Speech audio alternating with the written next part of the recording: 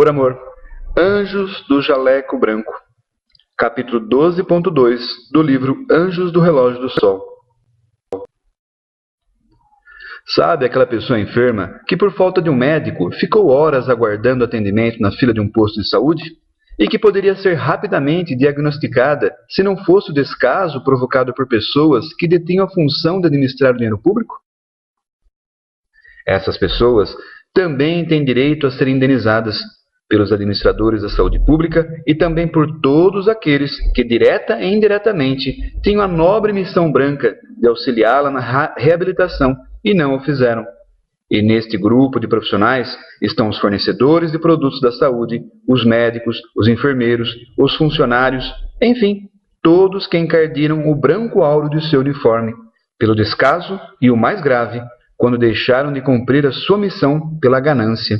E justamente a ganância, a prática mais combatida nos discursos de juramento de todos os profissionais,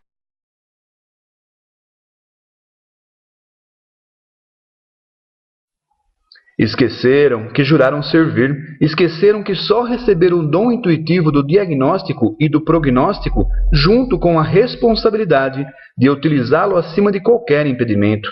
E isso é muito grave, pois praticamente todas as pessoas enfermas estão carentes de atenção. E enquanto ela não é atendida, enquanto ela não for amparada, enquanto não suprir um pouco dessa carência, não desperta o sentimento de gratidão, que nesse momento é o mais importante sentimento na recuperação da saúde. Ter gratidão por ser amparado, ter gratidão por ser diagnosticada, ter a gratidão por estar sendo assistida, é o principal.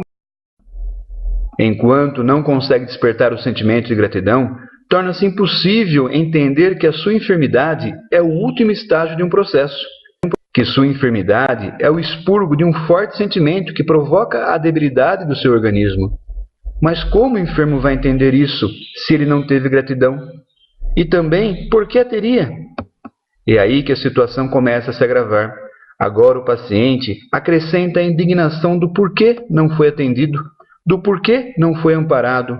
Agrava-se a doença, tornando-a crônica, obrigando-se a utilizar o mesmo sistema de saúde falho, que depois de tantas idas e vindas, sem a devida atenção, sem o devido cuidado, resulta em mais uma pessoa que precocemente deixa de ser ativa, tornando-se inapta ao trabalho, inoperante junto à sociedade.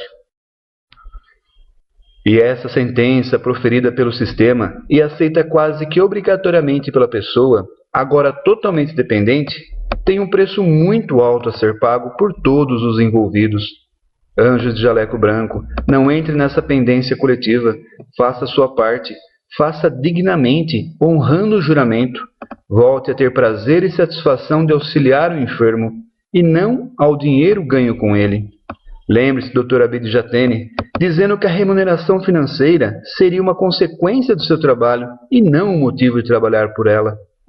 Cito o exemplo do Juan e do Miguel, médicos equatorianos que conheci em 1992, que ao narrar as suas histórias pediram a mim, na época, o mais absoluto segredo, que durante o dia consultavam em hospitais de Quito e que durante a noite se deslocavam secretamente até vilarejos para atender as pessoas que não podiam ter acesso à saúde, por diferenças e principalmente por razões políticas, que naquela época determinava quem tinha o direito à saúde naquele país.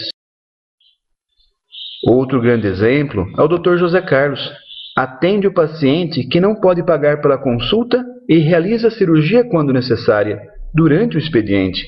Não faz diferença do dia e da hora, pagando ou não, todos são seus clientes, e ele está sempre pronto para servi-los. E um dia o doutor me disse que as cirurgias que realizava sem custo para o paciente, por mais complicada que fosse, mais intuição divina ele recebia, aprimorava cada vez mais o seu dom.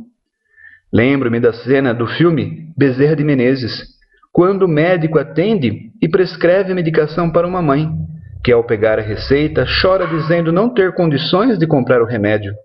Dr. Bezerra procura no bolso de seu paletó e não encontra dinheiro algum.